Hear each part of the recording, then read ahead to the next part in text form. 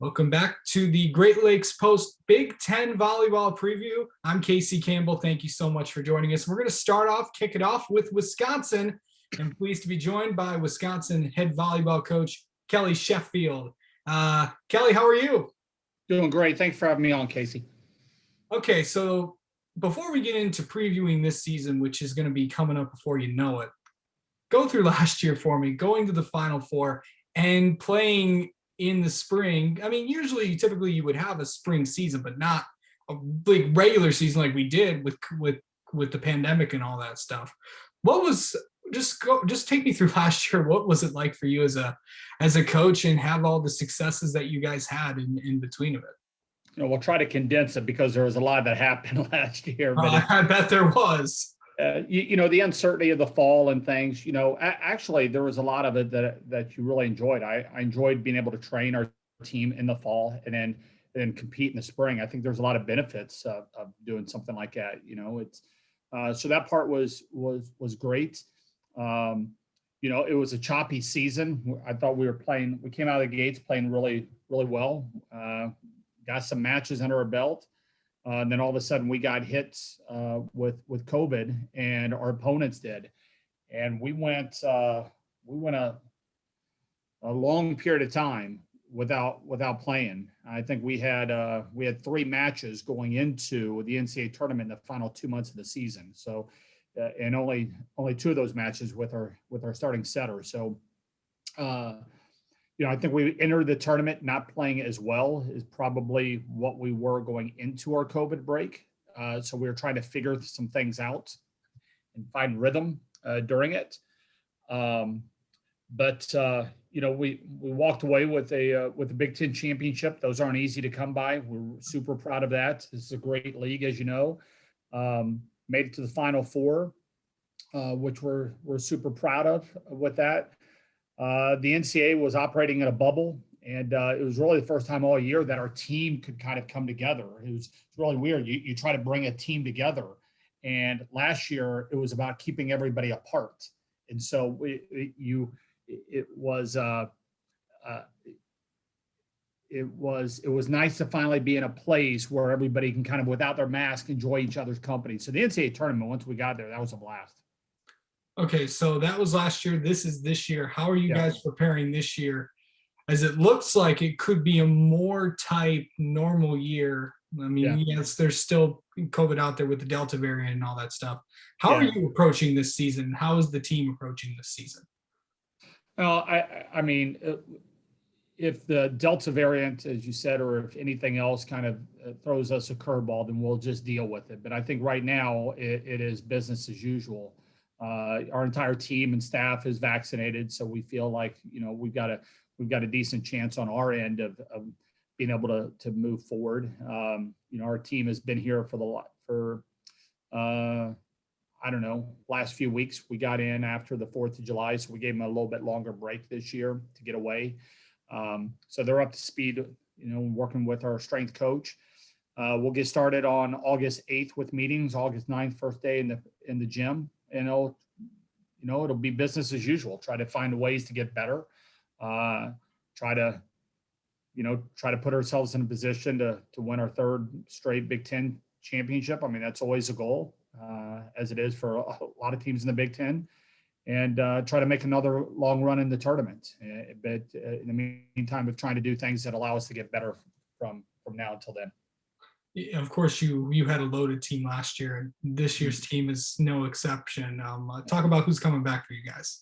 Yeah, it's it's a lot of players that have played for a long time. I mean, a lot of these guys, a lot of our older players, they started as freshmen and kind of took their lumps their freshman year and have kind of grown.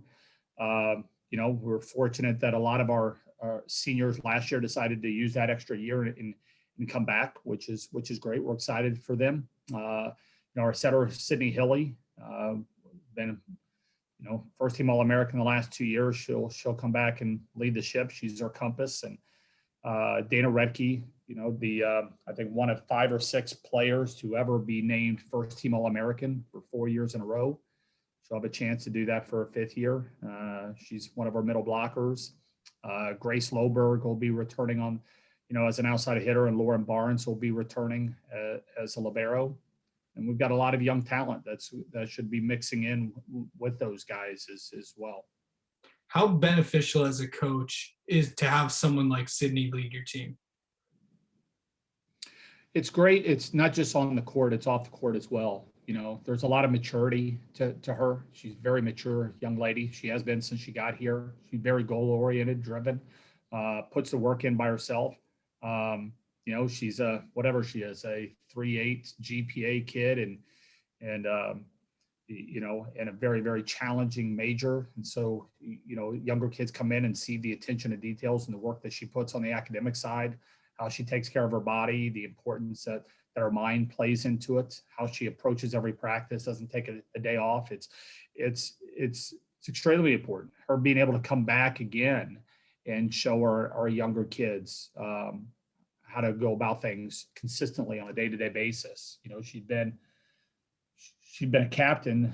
This will be her 4th year being a captain for us. And it's extremely beneficial beyond just the skill that she has on the court. Yeah. And to have someone like Dana as well. Usually you have one good player, but you have two kind of. Well, you have a lot, but Dana's also provided a lot for you guys as well. Yeah, there's a lot of different there's a lot of talent, in a lot of places. There was probably an earlier time that we really it was Dana and probably not a whole lot else in many matches earlier in the career. We've had some players that have really grown and taken on a heavy load and been able to help her. She is, she's certainly a difference maker. She's a legit player of the year candidate. There's just not a whole lot of those out there. She is, the combination of her and Sydney, because it's really the two of them. I think when you got middles and setters, you need both of them. I think Dana makes Sydney better. Sydney makes Dana better. So the combination of those two is really, really challenging and difficult to stop. She's been one of the leading hitters in the country every year her entire career. And so she is, but what I'm excited about is she's as driven as I've seen her right now. I mean, she's fresh. She sees the end of this. There's where this is. There's not a lot of question marks. We know that her career is going to be done, college career in 3 or 4 months, and she's in a really, really good place. So I'm excited to have her for one more semester. When you look at the Big Ten, and as probably as much as everybody has, I've talked to Big Ten coaches over the years. This conference is something. It's pretty good, and there's a lot of good teams in there. When you look at all the teams in the Big Ten, who stands out to you as we got to really be on our game when we play this team or this team? Now you're right. This conference is gnarly. I mean, it is really it's nasty, and it starts with the administrative support. I think it's really, really high. I don't think there's another conference that comes close to the administrative support that is given to these schools. You've got a lot of coaches that are really, really good. A couple in your states, with Kathy and Mark that are just they've been doing this for decades at a really high level. It is a conference, the top teams have probably been the top teams the past handful of years. It's, Nebraska and Penn State and Minnesota, maybe Purdue, year in and year out. Those guys have been up there, Illinois, a little bit. But that's not what separates our league. What separates our league is anybody can really beat anybody on any given night, and they do. I mean, it is. I don't think people understand. It's a 14-team league. How really good the 10th best team in this conference is. I mean, the 10th best team in this conference most years is the top 25 team in the country. It's you hear a lot about SEC football. Well, there's year in and year out, there's way more teams at the top of the national poll in Big Ten volleyball than there is SEC football or Big Ten football or whatever it is. It's just every week are getting challenged. And I think, Casey, I think this is going to be the best year ever, not just in the Big Ten, but in the country, because it's going to be the most experienced our sport has ever been out there on the court. The number of elite players that came back in this league is this is the year fans want to be in the stands, because you're gonna be treated to some really high level volleyball court or volleyball week in and week out on the court. Yeah, it's definitely going to be there because who knows, teams like we know about you guys in Minnesota and Nebraska and Michigan and Penn State and Michigan State, Ohio State, Illinois. I'll go on. You got Ohio State, Northwestern. I want to see if you're going to list all 14 of them. I mean, Northwestern. I've seen Northwestern pull the upset many times, and Ohio State as well. So it's definitely a battle, because I don't think anybody has put more has increased their talent load in the past few years than those schools that you just mentioned: Michigan, Ohio State, and Northwestern. The increase in talent.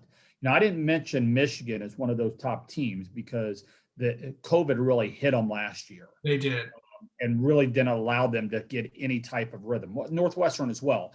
But Michigan is one of those teams that could be right there at the very, very top to say who's going to win this league. I mean, that's the kind of talent that they're drawing right now. But and Michigan State, who we talked about earlier, their best player went down with injury.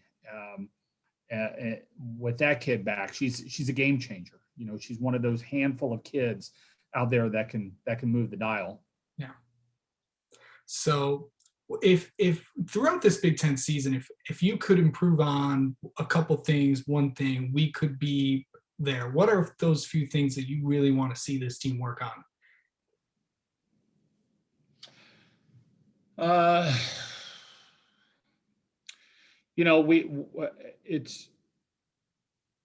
I've got the last match in my head, and so that's where you're at is are you able to, that last one or two or three matches, what do you do in that? If you're trying to win a national championship, how are you in the Elite Eight and moving forward?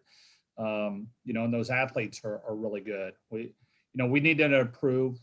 We needed to add or be better at pass to attack, meaning a 6 rotation player that can pass and still take big swings, that can take out of system swings. I'm not sure we just came up against teams that were better in that area than what we were. But we had some passing holes a little bit. Balls went to certain areas of the court. We were really good, and then we got exposed a little bit in some other areas of the court where balls went into. But Casey, I think we're right there. I mean, we need to continue to take, I don't think it's monster steps in anything. I think it's incremental steps.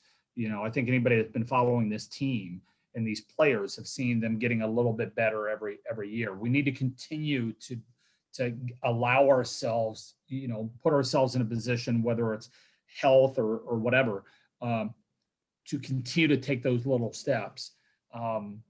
But certainly having somebody that can pass the hit would be huge, and then shoring up a little bit of what some of the passing issues were last year. And then maybe just be a better across the back row. I'm not sure we were as great defensively in the backcourt in some of our areas that we need to be. Yeah. And of course, this season brings the return of non-conference play, something we didn't see last year. Conference play is just hard. Is tough enough. With that, but non-conference play, it's important because you get to play teams in your area, a lot of and some big non-conference opponents from other conferences. So how important is it to have non-conference play back? Man, well, number one, the NCAA tournament or the committee is going to be excited about having it, because had to be a bear to try to figure out who belongs in the tournament and the seedings without any cross play, very little cross play of that. And so it'll certainly make it probably a little bit more accurate for the tournament. It's important, especially the types of teams that we choose to play. We'll be playing Baylor and TCU. We'll be opening up the weekend with those guys, each of them. Baylor, as you know, Final Four team 2 years ago. I mean, they'll be one of the handful of teams that have a legit chance of going all the way this year. We'll open with them. We'll have Marquette, Kentucky, who won the national championship. We'll play against those guys, and a really solid Dayton team that can get in the tournament and make some noise. That almost really came close to knocking off Washington in the NCAA tournament. And so, for us, we're excited about the schedule that we've got, but it's great for all of us. It's great for the sport to see where the conferences stack up against each other, and Yeah. All right. Kelly, thank you so much for coming on and talking with us. Good luck this season. Casey, I appreciate it. Good luck to you and everything that you're doing.